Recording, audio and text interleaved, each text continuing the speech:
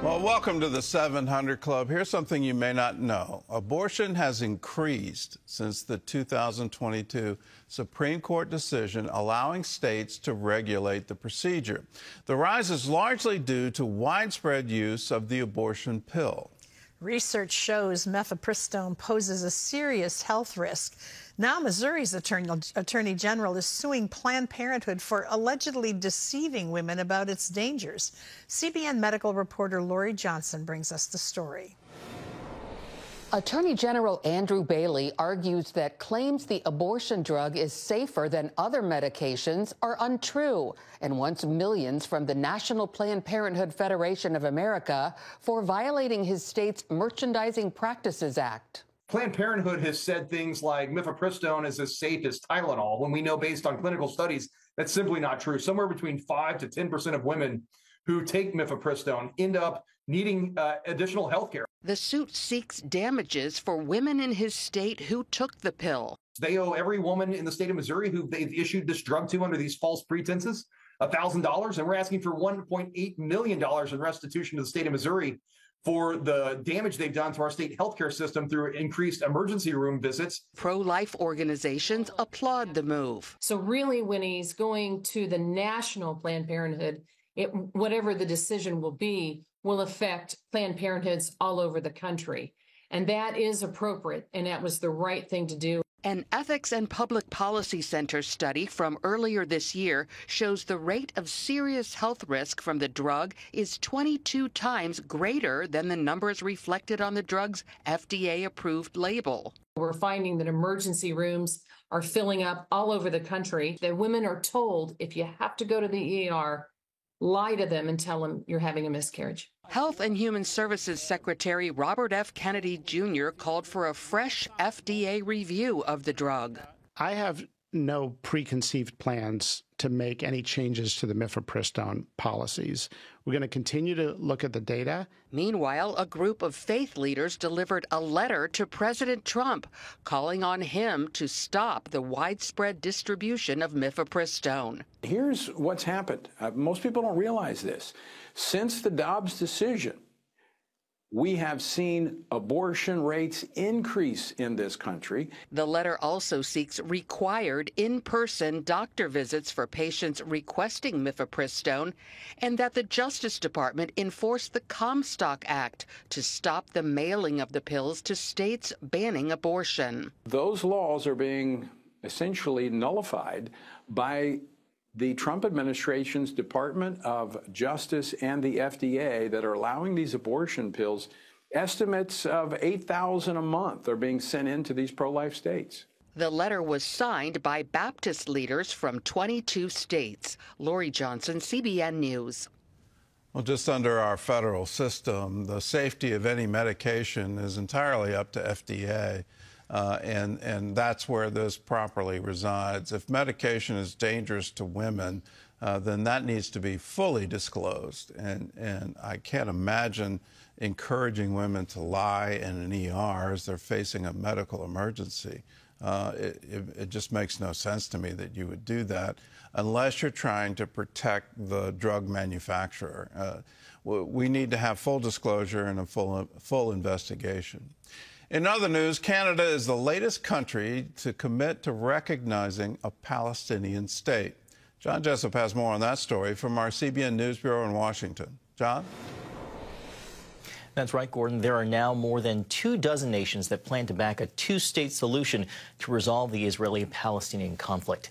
Canadian Prime Minister Mark Carney has announced support for a state led by the Palestinian Authority under certain conditions, including commitments by the Palestinian Authority's President Abbas to fundamentally reform its governance, to hold general elections in 2026 in which Hamas can play no part, and to demilitarize the Palestinian state. Israel supporters say the PA shares some of the same goals as Hamas. Effectively, what they want is a state as a means to destroying the state of Israel. This is part of the intentions belonging to Fatah, which is the leading faction of the PLO that run the Palestinian Authority in Ramallah. It's the same goals as Hamas in their covenant charter they wrote in 1987, calls for the destruction of the state of Israel and also Jews around the world. President Trump says Canada's decision threatens ongoing trade negotiations with the United States. Posting on Truth Social, he wrote, Prime Minister Carney's support for a Palestinian state would make it, quote, very hard to reach a deal. Also in Washington, the Senate last night rejected 2 resolutions by Vermont Senator Bernie Sanders to block U.S. weapons sales to the state of Israel. A majority of Democrats, Gordon, voted in favor of those resolutions. And what France, what Great Britain, and what Canada are trying to do here, and to hear a leader in Canada express, well, the Palestinian Authority is going to have to fundamentally change. Abbas has to have elections, which he hasn't had in forever. It's like they don't know the history. Here's the history. Under the Bush administration, our State Department believed that somehow or other the Arab Spring would spread into Gaza, and that the Gazans were longing for democracy and for liberty and for our hope and a future for their children and their grandchildren, and they wanted to live in peace. And so he strong-armed Israel into withdrawing from Gaza. And all the Jews were evacuated. And that's what happened. So now Gaza is no longer under the control of the IDF, and they hold elections. Who do the people of Gaza elect into power? Well, they elect Hamas. What does Hamas do? It takes out all of the political opposition. Every member of the Fatah party was killed. Some of them were thrown off the top of buildings to their death. That's what happened. And then once they solidified absolute control, they canceled all future elections and then used all of the international aid to build tunnels and rockets to attack Israel.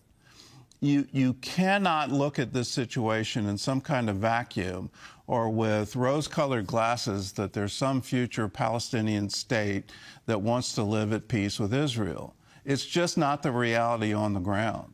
You know, Abbas canceled elections too. He essentially created himself as president for life and using his own security forces to enforce that.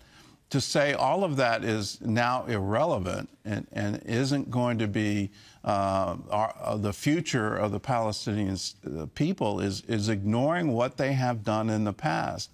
And what they have done in the past, going all the way back to 1948, is absolutely refuse a second state.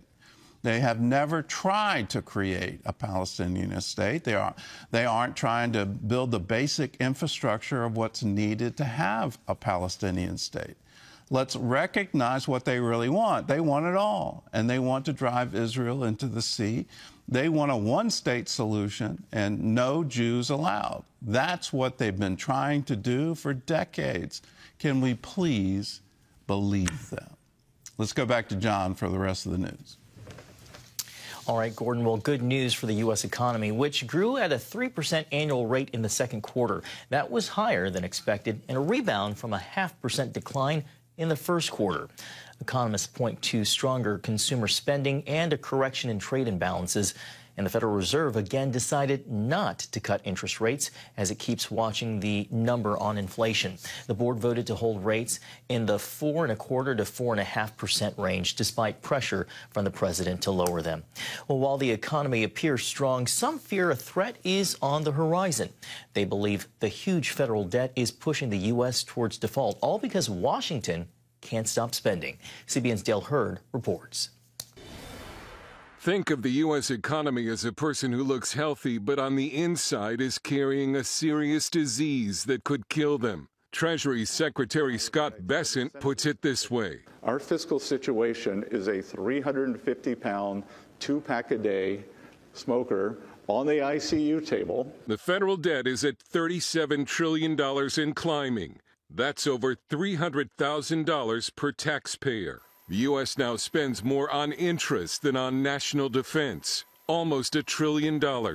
In 10 years, interest payments alone could absorb 30% of government revenues. The U.S. federal debt is on an unsustainable path. The Penn-Wharton budget model estimates the U.S. has less than 20 years to tackle the debt problem or face default. Yet for decades, Washington's approach has been to kick the can down the road and put off cutting spending. And because the economy keeps buzzing along, it can seem as if the huge government debt isn't a big deal.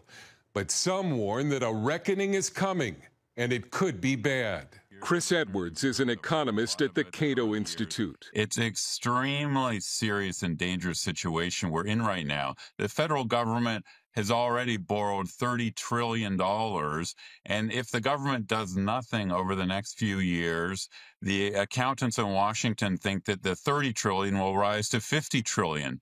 While the White House claims the recently passed One Big Beautiful Bill will reduce the debt, the Tax Foundation says Trump's spending package will add up to $3 trillion to the debt over the next decade. Daniel Bunn is president and CEO. There's still a significant hit to the deficit and long-term debt, and that's something that I think lawmakers could have made better choices to have this be more fiscally sustainable. The impact of the huge federal debt has been minimized because the world keeps financing it by buying U.S. Treasury notes. And that's why some, like Big Short investor Steven Eisman, call the federal debt a non-issue. If there was a real alternative to Treasuries, then all of this stuff about the deficit is something that I would pay attention to. But as long as there's no alternative, there's nothing to talk about. The largest holders of U.S. Treasuries are Japan and China.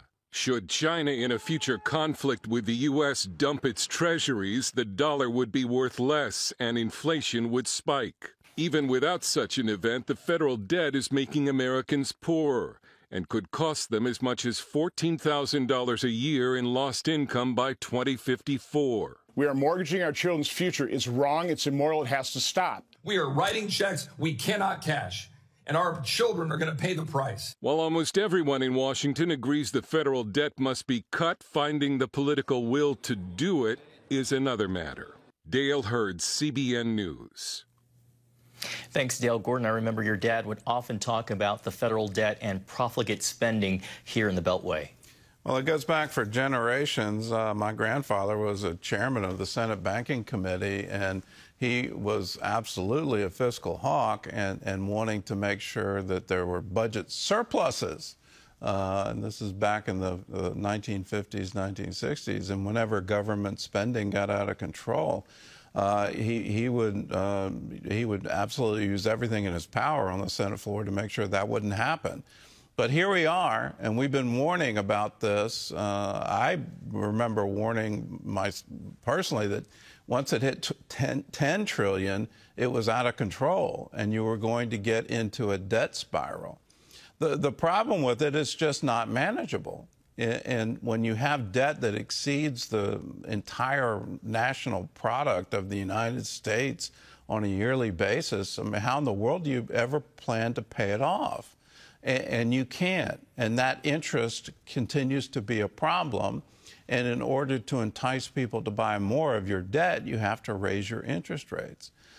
It's absolutely incredible that people that should know the cliff we're getting ready to go over and just say, well, okay, let's just continue to add to it. Now, where ultimately does this stop? Well, it stops with you and me, the voters. As long as we're looking for what's called pork barrel politics, where our members of Congress are rewarded in how much federal money they can bring back to their district, senators rewarded how much federal money they can bring back to the state, everybody clamoring for a spot at the feeding trough, it's up to us to say no. You're putting too much at risk. You're putting our currency at risk. You're putting our children and our grandchildren at risk. You're putting our nation at risk. This is where democracies go and die. And you don't have to look very far. Look at the very beginning of democracy in the Greek city-states. As soon as the polis, the population, figured out they could vote themselves the treasury, well, then the next thing that happened is that city-state would be bankrupt, and then tyranny would come in. They would be looking for some kind of savior to get them out of the economic mess. Now, what happened to Germany about 100 years ago? Really horrible war, World War I. Afterwards, reparations demanded by the Allied powers. And Germany went bankrupt, and their currency became worthless, and then they elected a dictator. Are we on that same path? And if we are, and I would submit we are, why don't we wake up to it and say, enough? Now, if you want extra incentive, the prediction is the Social Security Fund is going to be bankrupt in my lifetime, like 13 years. Now, that should be a wake-up call for every baby boomer that we're in trouble in what used to be considered sacred and a sacred obligation. Under the current law, if the trust fund doesn't have enough money from new workers paying into it, there are automatic cuts to the monthly payment that Social Security makes. You talk about social upheaval and incredible poverty for people who no longer can work. That's a cliff I don't want to go over. Let's wake up to it. Let's vote our pocketbook and our children's pocketbook and say enough of this spending. We have to rein it in. We have to get a federal budget that's balanced. And I wish we had passed that amendment to require it. But we need it, and we need it now, and we need it very quickly.